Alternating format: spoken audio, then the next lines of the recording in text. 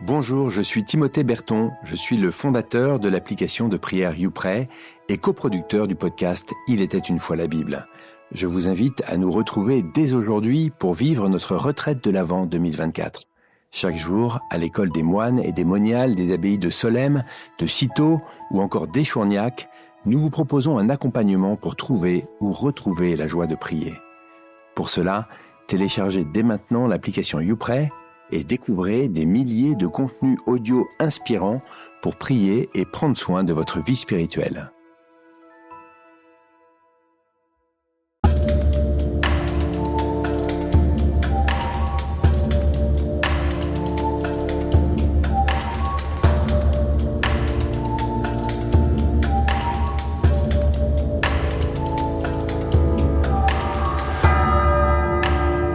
Bonjour, je suis Anne-Claire, la voix qui vous raconte, épisode après épisode, la passionnante saga « Il était une fois la Bible », une coproduction YouPray et Bibliapédia. Épisode 34, la mort de Jacob et Joseph. Souvenez-vous, dans l'épisode précédent, Jacob s'apprête à quitter ce monde.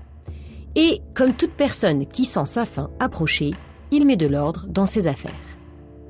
Il adopte Éphraïm et Manassé et fait même d'Éphraïm le nouvel aîné de la famille, tout comme son père Isaac avait fait de lui l'aîné face à Ésaü. À présent, Jacob va bénir ses enfants, ses vrais enfants.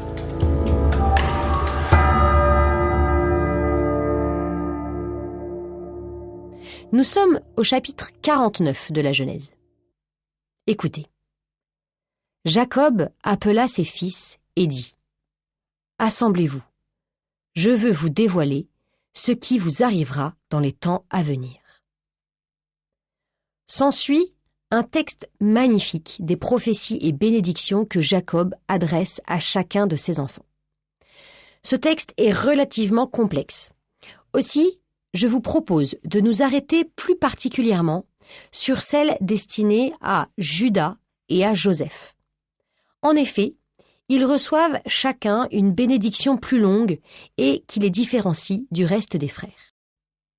D'abord, la bénédiction adressée à Juda. Écoutez. Juda, à toi tes frères rendront hommage.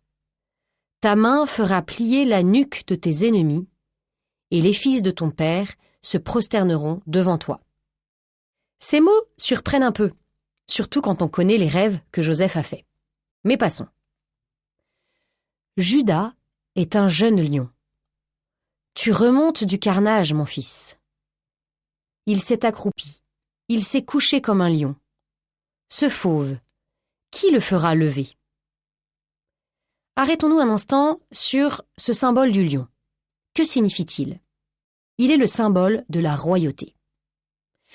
La phrase « tu remontes du carnage » il peut y avoir différentes traductions, mais ce qu'on peut retenir, c'est une idée de changement. Juda s'est détourné de quelque chose. Si l'on repense d'ailleurs à sa vie, cela nous rappelle le moment où il empêche que Joseph soit tué. Jacob souligne ensuite que Juda a acquis une forme de sagesse. Il s'est accroupi, il s'est couché. Cette prophétie se réalisera dans la personne de David, descendant de Juda, mais surtout dans la personne du Christ, puisque Jésus descend par Joseph, son père adoptif, de la tribu de Juda. Je continue la prophétie. Le sceptre royal n'échappera pas à Juda, ni le bâton de commandement à sa descendance. Vous le voyez ici, est annoncé encore plus clairement qu'avec le symbole du lion, la prophétie que la tribu de Juda est celle dont naîtront les rois. Je poursuis. Jusqu'à ce que vienne le Shilo, à qui les peuples obéiront. Ici, c'est très impressionnant de voir que, longtemps avant l'arrivée de Jésus, on commence à attendre quelqu'un, sans du tout réussir à le décrire. Pour l'instant, c'est juste un personnage mystérieux, le Shilo, qui sera comme un accomplissement d'une attente. Je poursuis la prophétie. Il attache à la vigne son ânon, au cep le petit de son ânesse. Il foule dans le sang des raisins son manteau. Et ça continue. Pour ceux qui connaissent un peu le Nouveau Testament, à quel épisode peut faire penser cette phrase? Oui, à l'entrée de Jésus dans Jérusalem, monté sur une ânesse, accompagné d'un ânon, tout comme le vin et le sang nous rappellent aussi la scène et la passion. Jésus sera ce roi qui descend de la tribu de Juda. Jacob adresse ensuite une bénédiction particulière à Joseph, qui pourtant a déjà été bien béni. Je commence. C'est une plante fertile que Joseph, une plante fertile près d'une source. Ses branches franchissent le mur. Ici, on le voit bien, Joseph est celui qui porte du fruit. Il répond au projet de Dieu dans la Genèse, qui nous dit « croissez ». Je poursuis. Ils l'ont persécuté, ceux qui lancent des flèches, mais son arc est demeuré ferme.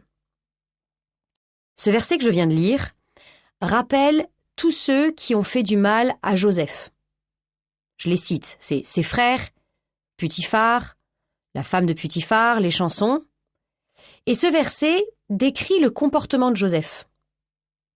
L'histoire de l'arc est un peu bizarre. Joseph n'a justement pas utilisé la violence. Un autre endroit de la Genèse peut nous aider à la comprendre, cette phrase étrange. L'arc-en-ciel, symbole de l'alliance de paix entre Dieu et Noé. Dieu avait mis un arc dans le ciel pour montrer qu'il déposait les armes. Jacob parle donc de la paix intérieure et extérieure qui n'a jamais quitté Joseph, de l'alliance qu'il a maintenue fermement. Je poursuis. Ses bras et ses mains ont gardé leur agilité.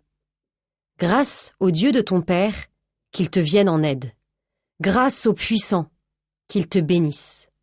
D'en haut, bénédiction des cieux. Bénédiction de l'abîme tout en bas.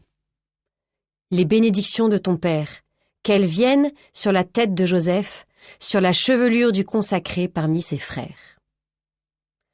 Alors, vous le voyez, Joseph a droit à une extraordinaire bénédiction. Jacob invoque la création tout entière. Il dit aussi que Joseph est un consacré. Il a donc décidément une place à part parmi les frères. Ainsi, 2 des fils ont été plus particulièrement bénis, Juda et Joseph. D'ailleurs, dans la tradition juive, certains pensent qu'il n'y a pas un Messie, mais 2 Messies. Celui qui descend de Joseph et celui qui descend de Juda, chacun avec un rôle différent. Et le texte conclut. Ce sont là toutes les tribus d'Israël, les 12 tribus. Et voilà ce que leur a dit leur père en les bénissant. Jacob donna cet ordre à ses fils. Je vais être réuni aux miens. Enterrez-moi auprès de mes pères, dans la caverne du champ de Macpéla. Vous avez bien entendu, Macpéla. C'est le lieu qu'Abraham avait acheté pour enterrer sa femme Sarah, où sont aussi enterrés Abraham et Isaac. Je poursuis. Lorsque Jacob eut achevé de donner ses instructions à ses fils, il s'allongea sur son lit, il expira et fut réuni aux siens. Nous passons maintenant, après cet triste épisode de la mort de Jacob, à son enterrement, qui est relaté au chapitre 50. Chapitre 50, qui est le dernier du livre de la Genèse. Il débute ainsi. Joseph se pencha sur le visage de son père, le couvrit de larmes et l'embrassa. Puis il ordonna au médecin qui était à son service d'embaumer son père. Notons ici que l'embaumement n'est pas du tout une coutume du peuple d'Israël. C'est bien une coutume égyptienne. Et d'ailleurs, seuls Jacob et Joseph seront embaumés. Reprenons. Cela dura 40 jours. Ensuite, les Égyptiens le pleurèrent 70 jours. Quand fut écoulé le temps des pleurs, Joseph parla ainsi aux gens de la maison de Pharaon. « Si j'ai trouvé grâce à vos yeux, allez donc rapporter à Pharaon que mon père m'a fait prêter serment en me disant « Voici que je vais mourir, c'est dans le tombeau que je me suis creusé au pays de Canaan que tu m'enterreras. » Maintenant, laisse-moi donc monter en Canaan et enterrer mon père. Ensuite, je reviendrai. » Pharaon répondit, « Monte donc enterrer ton père, comme il t'a fait prêter serment. » Et Joseph monta enterrer son père. Tous les serviteurs de Pharaon, les anciens de sa maison et tous les anciens du pays d'Égypte montèrent avec lui, ainsi que tous les gens de la maison de Joseph, ses frères et les gens de la maison de son père. Même les chars et les cavaliers montèrent avec lui. C'était une caravane imposante. Les fils de Jacob enterrèrent Jacob dans la caverne du champ de Macpéla. Après avoir enterré son père, Joseph retourna en Égypte avec ses frères et tous ceux qui étaient montés avec lui. Et normalement, c'est ainsi que devrait se finir la merveilleuse histoire de Joseph. Mais ce n'est pas le cas, car quelque chose n'a pas encore été réglé. Le différend entre les frères. En effet, Joseph n'a toujours pas donné son pardon. Reprenons le texte. Voyant que leur père était mort, les frères de Joseph se dirent : « Si jamais Joseph nous prenait en haine, s'il allait nous rendre tout le mal que nous lui avons fait. » Je m'arrête ici. On découvre avec stupéfaction que la réconciliation n'a pas été jusqu'au bout. Effectivement, si on réfléchit, est-ce que Joseph a vraiment dit à ses frères qu'il leur pardonnait ? Non. Il a expliqué que Dieu avait transformé le mal commis par ses frères en bien. Mais ce n'est pas la même chose que de pardonner. Alors peut-être se disent les frères que Joseph a retardé sa vengeance par respect pour son vieux père. Mais maintenant qu'il est mort, que va-t-il se passer ? Au moins, cela montre qu'ils ont maintenant pleinement conscience de tout le mal qu'ils ont fait. Le pardon de Joseph leur semble tellement impossible qu'ils vont même reprendre leurs mauvaises habitudes. Mensonges, paroles bloquées. Ils vont se servir de 2 intermédiaires, dont une personne qui est morte. Écoutez plutôt. Ils firent dire à Joseph : « Avant de mourir, ton père a exprimé cette volonté. Vous demanderez ceci à Joseph : de grâce, pardonne à tes frères leurs crimes et leurs péchés. Oui, ils t'ont fait du mal, mais toi maintenant, pardonne donc le crime des serviteurs du Dieu de ton père. » Arrêtons-nous ici. Quel est le mensonge ? Nous venons d'assister au dernier mot de Jacob, et on le sait, il n'a jamais dit ça. En quoi la parole est bloquée ? Parce qu'ils font dire à Joseph une parole d'un mort, et ils envoient en plus cela via un messager. Ils firent dire. Et la suite va nous montrer l'impact de cette attitude. En entendant ce message, Joseph pleura. Puis ses frères vinrent eux-mêmes se jeter à ses pieds et lui dire : « Voici que nous sommes tes esclaves. » Vous le voyez, ils font comme leur père Jacob. Après avoir essayé d'amadouer Ésaü, ou le seigneur égyptien, ils se présentent devant lui comme des esclaves. Mais Joseph leur répondit : « Soyez sans crainte, vais-je prendre la place de Dieu ? » Ici, nous avons la 2e leçon de sagesse la plus importante de Joseph. Ce n'est pas aux hommes de faire justice, c'est à Dieu. Et qui a dit exactement la même phrase « Vais-je prendre la place de Dieu » dans la Genèse ? Petit indice ? C'était un homme qui répondait à sa femme. Elle lui disait « Donne-moi des filles ou je meurs ». Oui, c'était Jacob qui répondait à Rachel. On voit que Joseph a compris ce que sa mère n'avait pas forcément compris. Il faut faire complètement confiance à Dieu. Et Joseph rappelle une 2e fois l'interprétation qu'il avait faite des événements. Dieu a utilisé le mal des frères en vue du bien. Écoutez. Vous aviez voulu me faire du mal.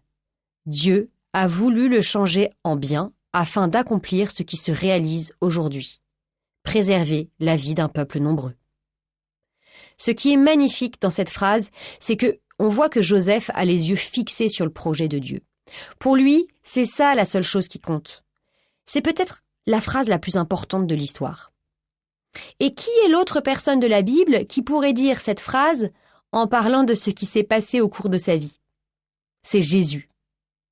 Vous aviez voulu me faire du mal en me clouant sur une croix. Dieu a voulu le changer en bien, avec la résurrection, afin d'accomplir ce qui se réalise aujourd'hui, préserver la vie éternelle d'un peuple nombreux, c'est-à-dire toute l'humanité. Je paraphrase un peu, mais c'est ça la substance. Le texte se poursuit. Soyez donc sans crainte. Moi, je prendrai soin de vous et de vos jeunes enfants. Il les réconforta par des paroles qui leur allaient au cœur. Joseph va même encore plus loin. Il montre que ce qu'il cherche, ce n'est absolument pas à faire justice, mais à participer au projet de Dieu en veillant sur cette famille élue. Il dit qu'il n'est pas Dieu, mais il parle et agit comme lui. Il est vraiment l'homme créé à l'image de Dieu, comme dans le récit de la Genèse, qui pardonne et s'occupe des autres. Joseph demeura en Égypte avec la famille de son père, et il vécut 110 ans. Je ne sais pas vous, mais on sent que la fin de l'histoire de Joseph est imminente. Mais je trouve pourtant qu'il nous reste un problème à résoudre. On s'était dit dans l'épisode 26, Joseph le fils préféré, qu'on chercherait à interpréter le deuxième songe de Joseph. Cette phrase que nous venons de lire et qui donne la durée de sa vie nous propose une interprétation possible. Souvenez-vous, l'interprétation trop rapide que Jacob avait fait de ce deuxième songe était que la lune représentait Rachel, le soleil Jacob et les 11 étoiles, les 11 frères. Pourquoi on s'était dit à ce moment-là que ça n'était pas la bonne interprétation ? Eh bien parce que Rachel était morte à cette époque. Par la suite, nous avons découvert une règle d'interprétation utilisée par Joseph. En effet, chaque fois qu'il a rencontré un nombre dans un rêve, il l'a interprété comme une durée. Les 3 grappes de l'échanson et les 3 pains du panetier représentaient 3 jours, dans l'épisode 29. Les 7 vaches et les 7 épis représentaient 7 années, dans l'épisode 30 sur les songes du pharaon. Or, l'auteur nous donne ici un nombre, 110. On peut donc imaginer que ce nombre représente une durée. Et dans le deuxième songe de Joseph, à l'épisode 26, il y avait un autre nombre qui était 11. Quel peut être le rapport entre 11 et 110 ? Eh bien 110, c'est 11 multiplié par 10. On peut donc imaginer que 11, c'est le nombre de décennies que Joseph a au compteur à la fin de sa vie. Voici donc ce que peut représenter l'ensemble du songe. Les 11 étoiles, Joseph, à la fin de sa vie, à l'âge de 110 ans. Le soleil qui s'incline, l'Égypte, souvent symbolisée par le dieu soleil Amon-Ré. Et en effet, l'Égypte respecte maintenant Joseph. Et la lune qui s'incline, eh bien c'est la famille de Joseph. Israël est en effet symbolisé parfois par la lune. Ceci, bien sûr, est une interprétation. C'est mon interprétation, celle d'autres personnes aussi. En fait, la parole de Dieu s'enrichit des interprétations de chacun. Selon le mot célèbre de Grégoire le Grand qui nous dit « Les paroles divines grandissent avec celui qui les lit ». La Bible ne peut exprimer toute sa signification que si elle rencontre des lecteurs qui réagissent au texte et en sont transformés. Bref, ici, je vous propose une interprétation, mais il y en aurait plein d'autres. Reprenons maintenant le fil de notre récit qui touche de toute évidence à sa fin. Joseph dit à ses frères « Je vais mourir. Dieu vous visitera et vous fera remonter de ce pays dans le pays qu'il a fait serment de donner à Abraham, Isaac et Jacob. » Joseph fit prêter serment aux fils d'Israël en disant « Quand Dieu vous visitera, vous ferez monter d'ici mes ossements. » Joseph mourut à 110 ans, on l'embauma et on le mit dans un cercueil en Égypte. Ainsi s'achève la vie de Joseph, qui est donc racontée dans le livre de la Genèse, du chapitre 37 au chapitre 50 que nous venons de lire. Que pouvons-nous retenir de cette histoire ? D'abord, le personnage de Joseph et surtout sa mission, faire la paix dans sa famille. L'amour de Dieu passe par l'amour des frères en chair et en os, et Dieu accepte d'entrer dans nos histoires de famille car Dieu veut le pardon et la vie. Ensuite, ce que l'on peut retenir, c'est la notion de providence. Dieu est présent dans l'histoire, même si on ne le voit pas. Sans empêcher les hommes de faire des choix mauvais. Dieu coopère avec ceux qui choisissent le bien pour sauver tous les hommes. Et enfin, on voit que la providence est vraiment une qualité de Dieu. Seul Dieu peut faire jaillir le bien du mal pour accomplir ses promesses. Mais aussi, les amis, c'est la fin du livre de la Genèse. Et l'histoire de Joseph est un peu la résolution du problème de la jalousie entre frères qui nous poursuit dans la Genèse depuis le début du livre. C'est le problème de l'humanité et des frères entre eux, avec le conflit et la mort d'Abel tué par Caïn. C'est aussi un problème entre les peuples, Ésaü et Jacob qui s'affrontent. Et ce problème se résout parce que le peuple élu parvient à rétablir la fraternité à l'intérieur de lui-même, alors même que certains ont une place à part, notamment Judas et Joseph. C'est un point fondamental. De ce fait, Dieu élargit son élection non plus à une personne, c'est-à-dire un patriarche, mais à une famille entière. Et cela annonce aussi une église, donc une assemblée, un peuple, où il y aura des juifs et des non-juifs, puisque Joseph épouse une égyptienne. Ce que je voudrais maintenant que nous fassions, c'est récapituler ensemble tout ce que nous avons découvert dans le livre de la Genèse. Nous y avons découvert l'histoire des origines, du chapitre 1 au chapitre 11. Et dans cette histoire des origines, nous avons eu la création, avec 2 récits distincts, le péché originel, Caïn et Abel, le déluge et la tour de Babel. Après l'histoire des origines, nous avons eu l'histoire d'Abraham, relatée du chapitre 11 au chapitre 25. Après l'histoire d'Abraham, ce fut l'histoire de Jacob, du chapitre 25 au chapitre 35. Et enfin, l'histoire de Joseph, du chapitre 37 au chapitre 50.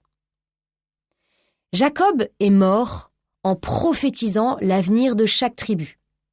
Joseph est mort en demandant que son corps soit mis en réserve.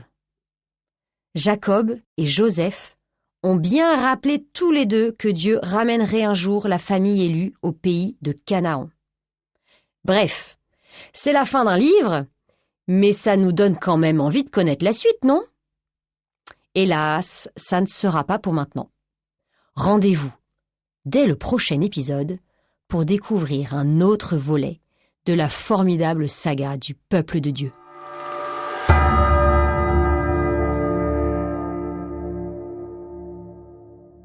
Merci d'avoir écouté cet épisode jusqu'au bout.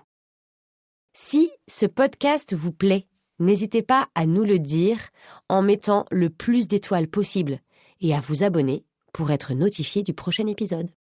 À très bientôt.